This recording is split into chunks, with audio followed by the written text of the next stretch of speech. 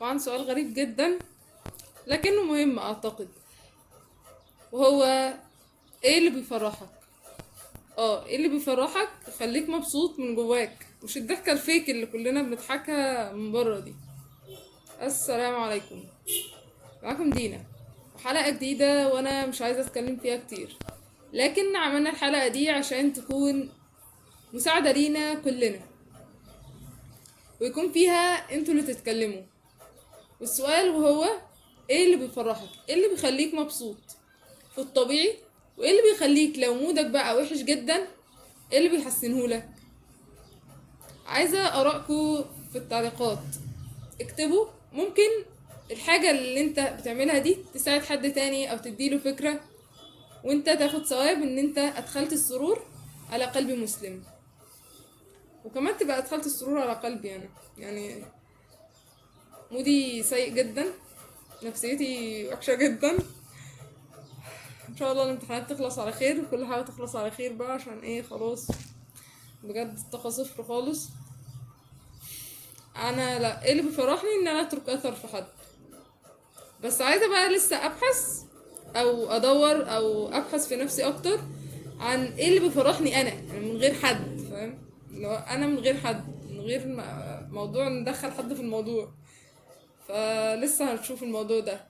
فلو انت برضو عندك السؤال ده او انتي عندك السؤال ده، مش عارفة ايه اللي بيفرحك، فالمفروض ان احنا ندور في نفسنا ايه اللي بيخلينا مبسوطين، او نحاول نعمل حاجات، نجرب حاجات مختلفة لحد ما نلاقي الحاجة اللي تخلينا مبسوطين يعني ان شاء الله.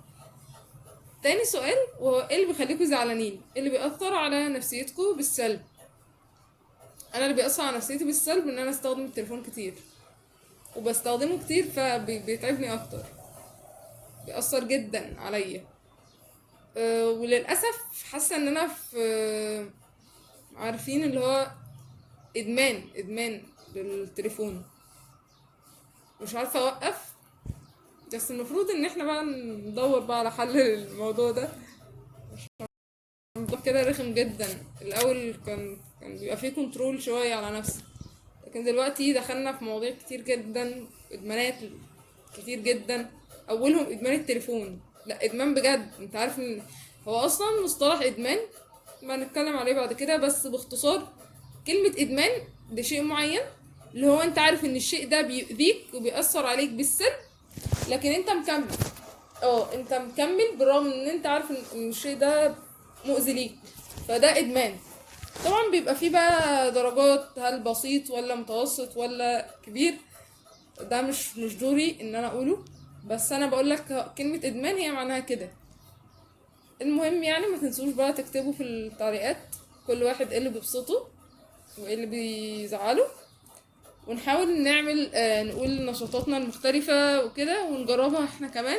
يعني انتوا جربوا حاجتكم وجربوا حاجة الناس التانية، ان شاء الله ربنا يسعدكم كلكم. طبعا ما تنسوش القرب من ربنا عز وجل، اذكارنا، اورادنا، الكلام ده كله. ودايما لما تحس بضيق وان انت مش عارف تعمل اي حاجة في حياتك، قول الدعاء ده: اللهم اخرجني من حولي وقوتي الى حولك وقوتك.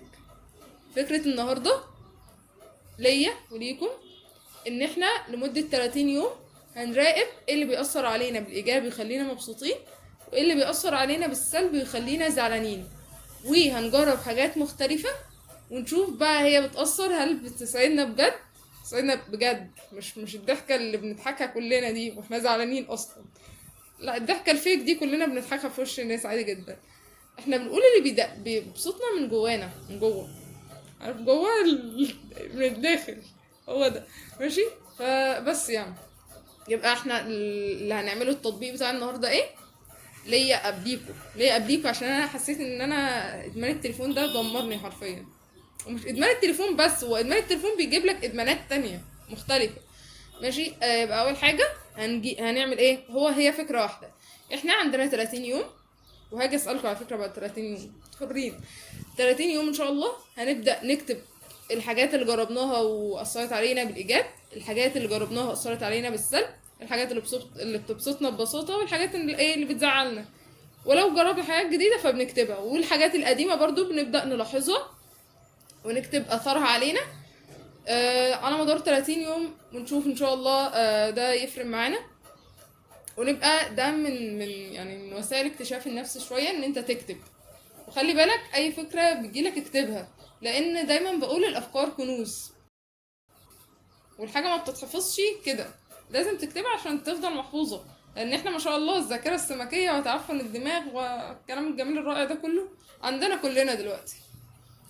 وفي النهايه، ابتسم ثم ابتسم وابتسم، ففي الابتسامه مفتاح لكل مغلق، تيسير لكل عسير، وزوال لكل هم. ويكفي أن نبتسم لأن ربي وربك هو الله. ويكفي أن نبتسم لأن ربي وربك هو الله. سلام الله على قلوبكم أيها المحاولون.